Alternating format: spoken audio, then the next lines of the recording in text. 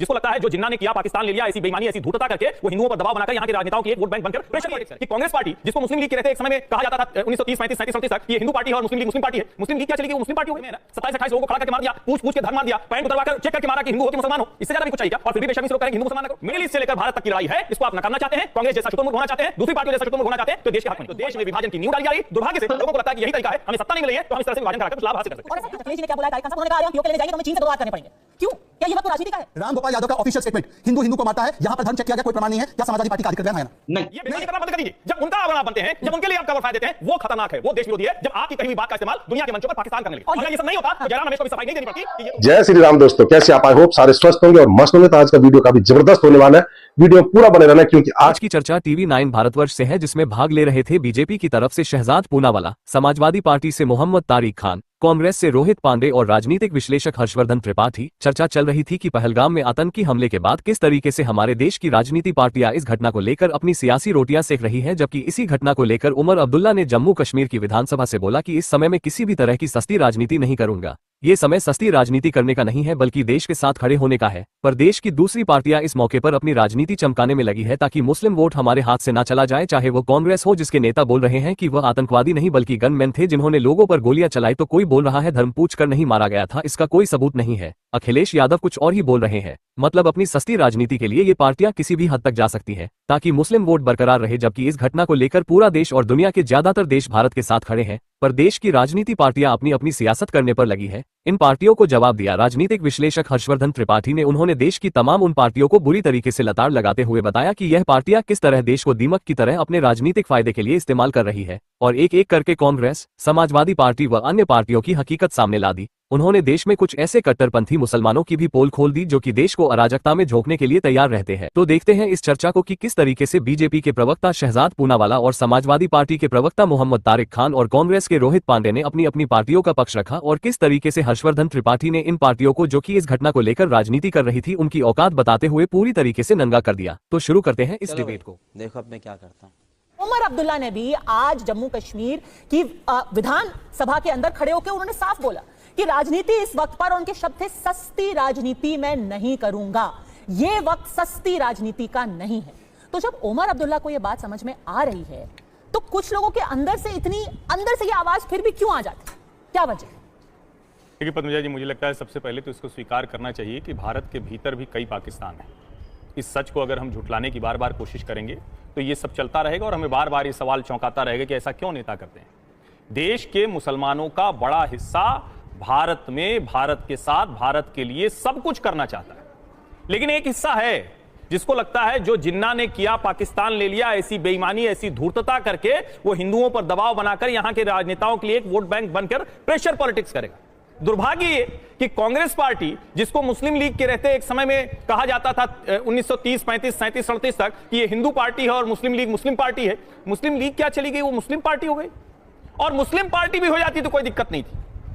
देश पर युद्ध की स्थिति है और कोई कहता है कि युद्ध में हम जाएंगे क्या? मैं तो कहता हूं भैया लगातार युद्ध में है ना।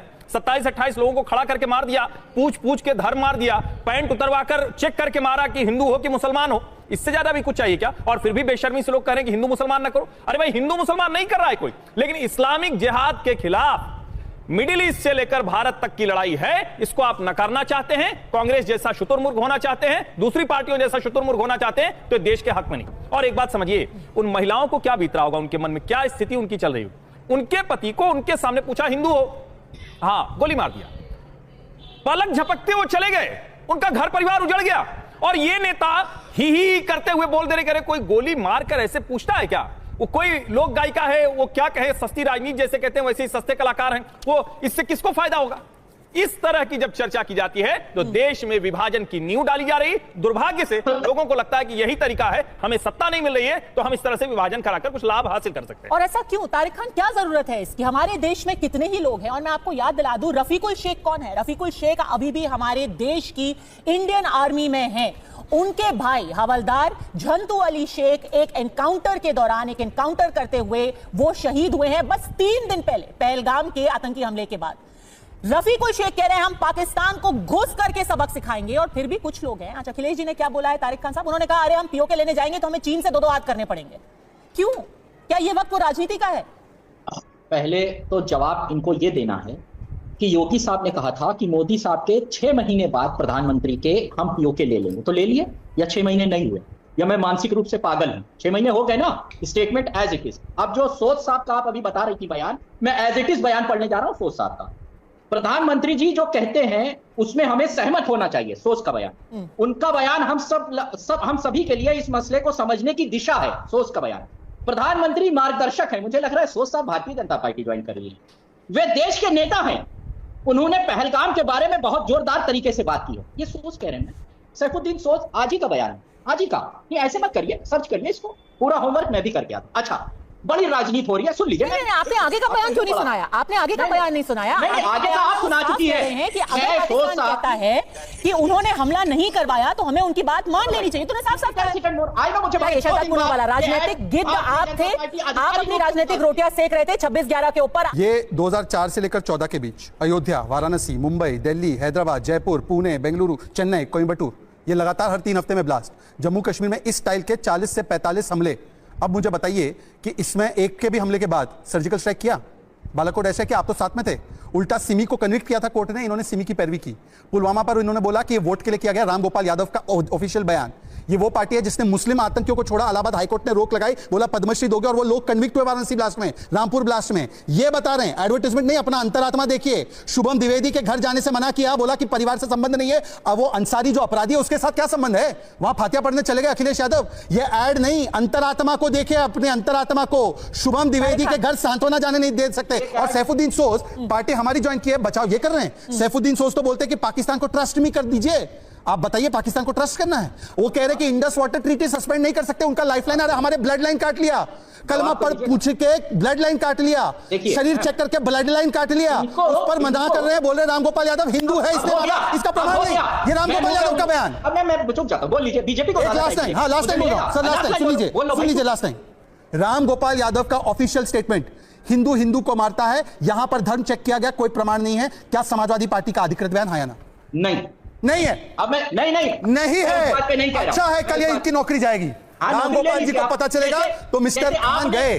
तारिक खान, एक बार अखिलेश जी ने क्या बोला है आज पीओके और चाइना को लेकर के, वो सुना आप उसमें भी रिस्पॉन्ड कीजिए, क्योंकि आज का मुद्दा था, पूरा देश कह रहा है कि भाई पाकिस्तान को आप लोहे के चने चाहिए, वो सवाल पूछा गया, तो क्या रिस्पॉन्स था? एक बार आप वो भी सुन लीजिए, फिर आगे की बात करते हैं। अभी जरूरत है सीमा पर सेना की, और जब कभी भी आप पाकिस्तान से सवाल खड़े करोगे तो आपको चीन से भी मुकाबला करना पड़ेगा।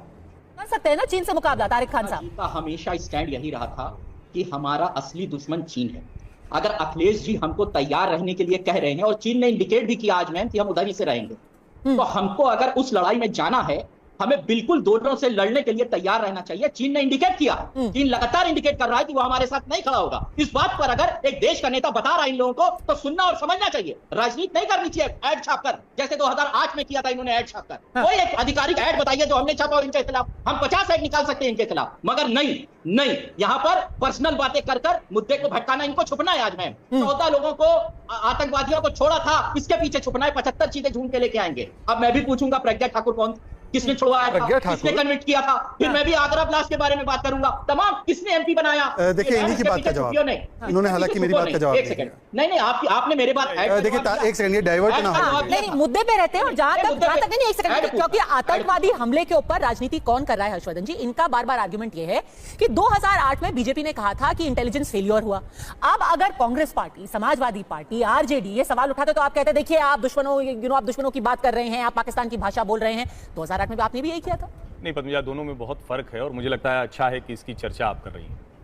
भारतीय जनता पार्टी ने यूपीए की सरकार की, कांग्रेस की सरकार की आलोचना की, क्योंकि उस सरकार ने आतंकवाद पर कोई ऐसा रुख नहीं दिखाया था। लोग किसी दिन चैनल पर कोई लाइव चल रहा है और पीछे किसी बाजार में दिल्ली के धमाका हो जाता था, कहीं पर कोई ट्रेन जा रही वहां पर धमाका हो जाता था, मुंबई की लोकल चल रही, चलती लोकल में एक के बाद एक धाए धाए धाए धाए बम फूटने लगते थे।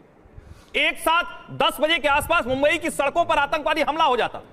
कोई ऐसा इलाका नहीं था देश का जहां एक के बाद एक धमाके, एक के बाद एक आतंकवादी हमले नहीं हो और देश की सरकार को कुछ पता नहीं होता। 26/11 हुआ, एनएसजी के कमांडो को परमिशन मिलनी है, उसमें 4 घंटे लग गए थे। दोनों का फर्क है। और आज अगर ये बात कही जा रही तो सरकार की आलोचना तो हमें करनी ही पड़ेगी। ये जवाबदेही नरेंद्र मोदी सरकार पर ही जाकर टिकती है, ये जवाबदेही हमारी सुरक्षा एजेंसियों पर जाकर टिकती है। खुद सरकार ने ये माना कि चूक तो हुई है हमसे, लेकिन कोई ये कहे कि धर्म पूछकर मारा गया कि नहीं मारा गया, ये कौन प्लांट कर रहा है, अच्छा वो महिलाएं कैसे जो बता रही उन्होंने इतना समय मिला होगा, ये देश को बांटने की कोशिश है। ये देश को उस जगह ले जाकर खड़ा करने की कोशिश है जहां हिंदू मुसलमान बनाया जाता है। और मैं फिर कह रहा हूं, मुसलमान इस देश के बहुतायत साथ हैं, ना होते तो यहां ना होते, लेकिन उसी में बहुत बड़ा वर्ग है जो कश्मीरी मुसलमान अपने घर में आतंकवादियों को खाना खिलाता है, पनाह देता है, उनको ठिकाने बताता है, रास्ता देता है। अभी कुछ दिनों पहले तक तो पत्थर भी उठाता था, गोलियां भी चलाता था। ये बेईमानी करना बंद कर दीजिए। जब उनका आवरण आप बनते हैं, जब उनके लिए आप कवर फायर देते हैं, वो खतरनाक है, वो देश विरोधी है। जब आपकी कही हुई बात का इस्तेमाल दुनिया के मंचों पर पाकिस्तान करने लगे, और अगर ये सब नहीं होता तो जयराम रमेश को भी सफाई नहीं देनी पड़ती कि ये तो उनका पर्सनल ओपिनियन। तो आई होप कि आपको वीडियो पसंद आएगा। वीडियो पसंद आए तो लाइक कीजिए, शेयर कीजिए और चैनल पर नहीं है तो सब्सक्राइब कीजिए। मिलता हूं फिर किसी नई डिबेट के साथ, तब तक जय श्री राम।